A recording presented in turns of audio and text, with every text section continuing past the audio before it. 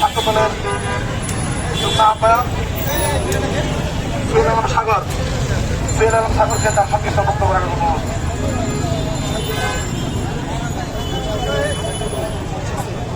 বিসমিল্লাহির রহমানির রহিম। প্রিয় উপস্থিতি, আপনারা জানেন গত 2 দিন আগে বেসরকারি বিশ্ববিদ্যালয় ফাহিম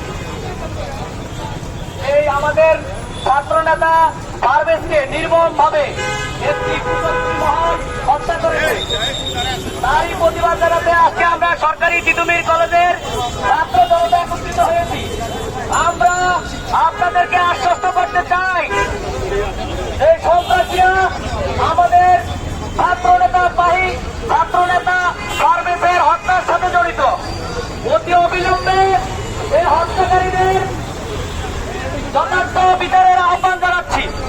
আপনারা জানেন বাংলাদেশ জাতীয়তাবাদী ছাত্র দল অতীতের ন্যায় ঐক্যবদ্ধ আছে, ঐক্যবদ্ধ থাকবে এবং সাম্য মানবিক বাংলাদেশ বিনির্মাণে সকল অপকর্ম অপশক্তির বিরুদ্ধে ছাত্র দল সবসময় সজাগ থাকবে, এই আশা এবং প্রত্যাশা ব্যক্ত করে আমি আমার সংক্ষিপ্ত বক্তব্য এখানে শেষ করছি। সকলকে ধন্যবাদ।